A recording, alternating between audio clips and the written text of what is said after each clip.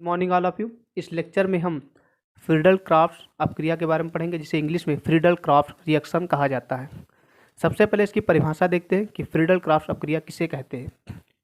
तो लिखा है यहाँ पर, जब बेंजीन या एरोमेटिक हाइड्रोकार्बन और एल्किल हैलाइड और एसिल हैलाइड, एल्किल हैलाइड यानी कि CH3X ग्रुप हो सकता है, X मतलब हैलाइड ग्रुप हो सकता है, और एसिल हैलाइड यानी कि CH3COCl, Cl यहाँ पर हैलाइड है जबकि CH3CO जो है एसिल है, कि निर्जल एल्युमिनियम क्लोराइड जो कि एक कैटलिस्ट है की उपस्थित में जब आप क्रिया कराते हैं तो बेंजीन का जो हाइड्रोजन होता है वह एल्किल या फिर एसिल ग्रुप द्वारा प्रतिस्थापित हो जाता है, यानी कि हाइड्रोजन के स्थान पर एल्किल ग्रुप या फिर एसिल ग्रुप जुड़ जाता है। ऐसी अपक्रियाओं को हम फ्रीडल क्राफ्ट अपक्रिया कहते हैं।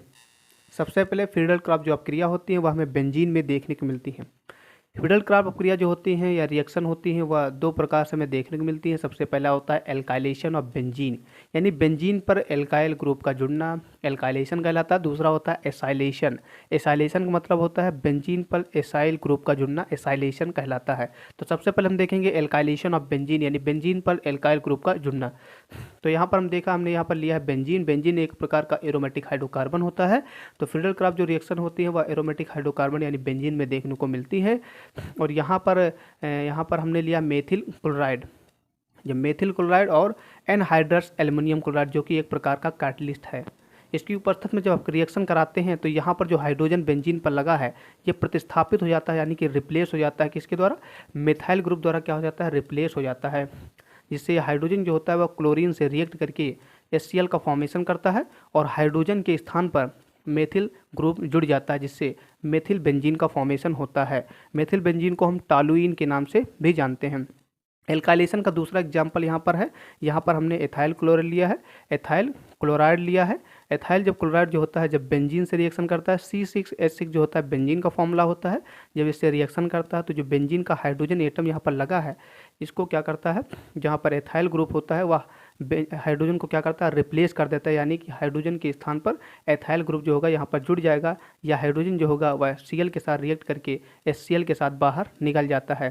तो यहाँ पर जो एथाइल ग्रुप होता है वह C6H5 यानी कि बेंजीन के साथ जुड़ जाता है, जिससे एथाइल बेंजीन का फॉर्मेशन होता है। यहाँ पर CH2 CH3 यहाँ पर एथाइल ग्रुप है, यहाँ पर जुड़ गया है, और C6H5 जो है ये वाला C6H5 है, जबकि ये हाइड्रोजन जो होता है वह क्लोरीन से रिएक्ट करके HCl का फॉर्मेशन करता है। इस प्रकार एथाइल बेंजीन का फॉर्मेशन होता है। तो हम सबसे पहले रिएक्शन देख चुके हैं जिसे बोलते हैं एल्काइलेशन ऑफ बेंजीन।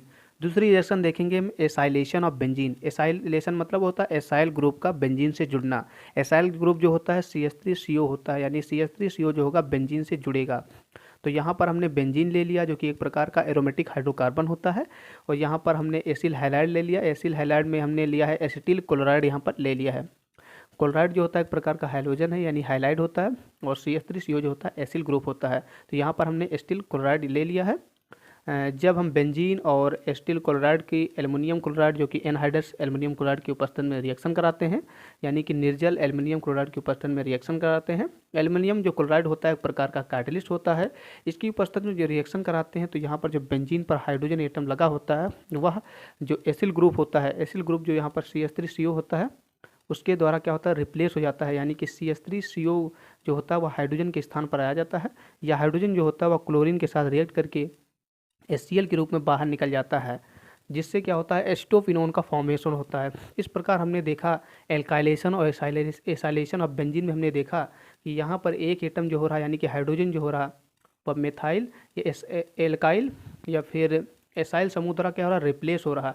तो ऐसी रिएक्शन जिसमें एक एटम जो होता है या कोई भी परमाणु या तत्व जो होता है, एलिमेंट जो होता है दूसरे एटम द्वारा क्या होता है? रिप्लेस होता है। इसी रिएक्शन को हम सब्स्टिट्यूशन रिएक्शन कहते हैं, यानी जो फ्रीडल क्राफ्ट आपकी रिएक्शन होती है वह सब्स्टिट्यूशन रिएक्शन का एक प्रकार का एग्जाम्पल होती हैं। तो इस प्रकार हमने देखा कि फ्रीडल क्राफ्ट जो रिएक्शन होती है उसमें एल्काइलेशन ऑफ बेंजीन होता है और एसाइलेशन ऑफ बेंजीन होता है, जिसमें बेंजीन का जो हाइड्रोजन एटम होता है वह एल्काइल ग्रुप या एसाइल समूह द्वारा क्या होता है? रिप्लेस हो जाता है। ऐसी रिएक्शन को हम फ्रीडल क्राफ्ट रिएक्शन कहते हैं। Thank you so much.